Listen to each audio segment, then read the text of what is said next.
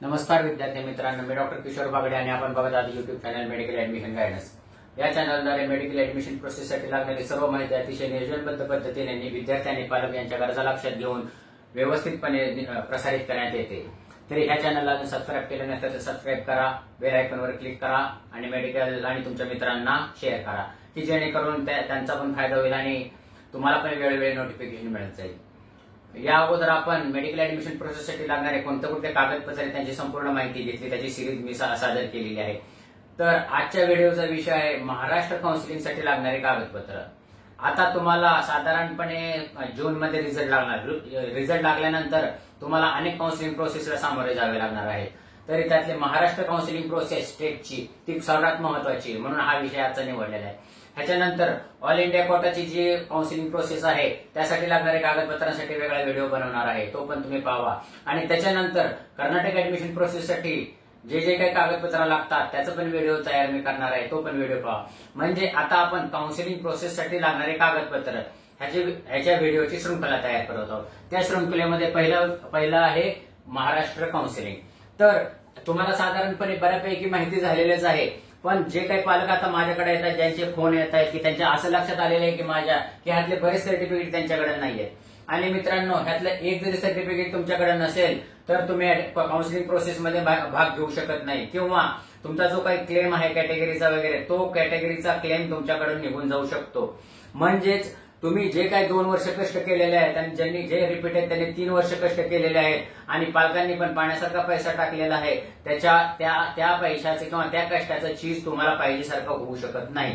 तुमचे round cancel होऊ शकतात। तरी हा व्हिडिओ व्यवस्थित पहा, हा व्हिडिओ खूप महत्वाचा आहे। आणि हे जे सर्टिफिकेट आहेत हे तुमच्याकडे कमीत कमी 8 ते 10 दिवसामध्ये रेडी पाहिजे, ज्यांच्याकडे नसतील त्यांच्याकडे। तरी आज मुख्य विषयाकडे चालू करू, महाराष्ट्र काउन्सिलिंग प्रोसेस डॉक्युमेंट्स। तर ह्याच्यामध्ये ऍडमिट कार्ड सर्वात महत्वाचं आहे, सगळे तुमच्याकडे आहे। ते नसेल तर डाउनलोड करून घ्या आणि कलर प्रिंट काढून ठेवा, अलग लक्षात। नीट मार्कशीट तुम्हाला नंतर येणार आहे।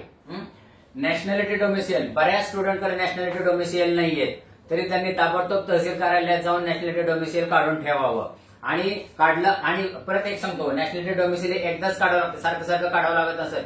जर तुम्ही 2-3 वर्षापूर्वी काढून ठेवलेलं असेल तर काढून ठेवायची, नवीन काढायची काही गरज नाही। ते नॅशनॅलिटी डोमिसियल आपल्याला चालतं।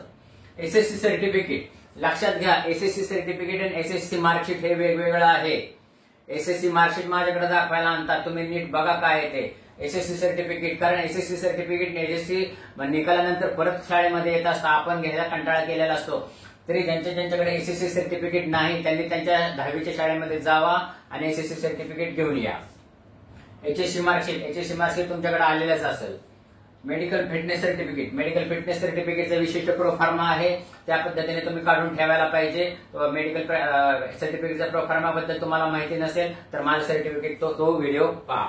आधार कार्ड तुमच्याकडे जर काही अपडेशनला टाकलेला असेल किंवा तुमच्या स्पेलिंग मध्ये मिस्टेक असेल, फोटोमध्ये मिस्टेक असेल, बर्थ डेट मध्ये मिस्टेक असेल तर ते ताबडतोब रिकव्हरी करून घ्या, नाहीतर परत अडचण येईल। हे महत्वाचे डॉक्युमेंट हे अपलोड करावे लागतात।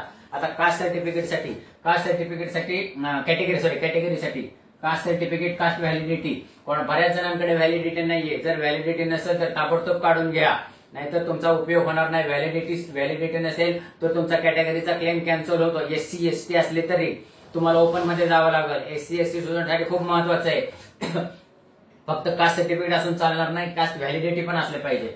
तसेच OBC, SC, OBC, NT1, NT2, NT3 विजे यांच्यासाठी नॉन क्रिमिलेअर सर्टिफिकेट असणं खूप गरजेचं आहे, नाहीतर तुम्हाला क्लेम करता येणार नाही। जर ह्याच्याबद्दल काही शंका असेल तर माझा तो व्हिडिओ पहा, त्याच्यामध्ये सगळं लिहिलेलं आहे। ईडब्ल्यूएस सर्टिफिकेट स्टेट आणि सेंट्रलचं असतं। सेंट्रलचं अपलोडिंग करायचं नाही, आपल्याला स्टेटचं अपलोडिंग करायचंय। अपलोडिंग करताना नीट बघा, आपण स्टेटचं अपलोडिंग करतो का सेंट्रलचं अपलोडिंग करतोय, तर तुम्हाला परत प्रॉब्लेम येऊ शकतो, म्हणून नीट बघा। ईडब्ल्यूएसचा पण मी व्हिडिओ केलेला आहे, शंका असेल तर तो व्हिडिओ पहा। ओबीसी सेंट्रल सर्टिफिकेट अपलोडिंग करावं लागत नाही महाराष्ट्र काउन्सिलिंगसाठी, नीट लक्षात घ्या। ओबीसी सेंट्रल सर्टिफिकेट, नाहीतर चुकून तुम्ही ओबीसी सेंट्रल सर्टिफिकेट अपलोडिंग करता तुम्हाला प्रॉब्लेम होईल, कारण ऑनलाईन व्हेरिफिकेशन होत असतं। ऑनलाईन व्हेरिफिकेशन मध्ये तुमची क्वेरी निघेल, म्हणून लक्षात घ्या मित्रांनो, ओबीसी सेंट्रल सर्टिफिकेट अपलोडिंग करायचं नाही। ठीक आहे, पुढे जाऊ। D1, D2, D3, H1H म्हणजे किले रिजन आणि MKP ह्यांना तत्संदित अपलोडिंगला करावे लागतात. ते त्यांचा विषय आहे. त्याच्यासाठी त्यांनी सेपरेट व्हिडिओ बघावा किंवा माझ्याशी कॉन्टॅक्ट करावा. मायनॉरिटीला महत्वाचं आहे म्हणजे तुम्हाला स्कूल लिव्हिंग सर्टिफिकेट सादर करावं लागतं. स्कूल लिव्हिंग म्हणजे तुमच्या 10वीचं लिव्हिंग. जे काय मायनॉरिटी आहेत म्हणजे मुस्लिम, ख्रिश्चन आणि जैन बांधव यांना स्कूल लिव्हिंग सर्टिफिकेट अपलोडिंग करावं लागणार आहे किंवा अफिडेव्हिट. आणि दुसरं म्हणजे अफिडेव्हिट तहसीलदार किंवा प्रांत साहेबांच्याकडे तुम्हाला अफिडेव्हिट करावं लागतं की मी मायनॉरिटी आहे म्हणून. अलग लक्षात. तर हे सर्टिफिकेट तुमच्याकडे असणं महत्वाचं आहे. ह्यातलं एक जरी सर्टिफिकेट नसेल तर तुम्ही महाराष्ट्र स्टेट काउन्सिलिंग मध्ये भाग घेऊ शकत नाही. कारण हे सगळे सर्टिफिकेट तुम्हाला अपलोडिंग करायचे आहेत. आणि हे सगळे सर्टिफिकेट अपलोडिंग केल्यानंतर ह्याच्या पुढे इथे स्पष्टपणे लिहिलेले अपलोडिंग सक्सेसफुल आणि असं ठीक हिरवा टिक मार्क येतो.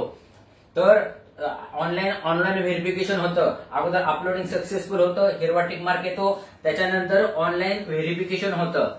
आणि ऑनलाईन व्हेरिफिकेशन मध्ये जर प्रॉब्लेम काय आला तर त्याच्यामध्ये क्युरी निघते. तुम्हाला सारखं ते अपलोडिंग करावं लागतं. तरी हे सर्टिफिकेट जर तुमच्याकडे नसतील तर ताबडतोब काढून घ्या.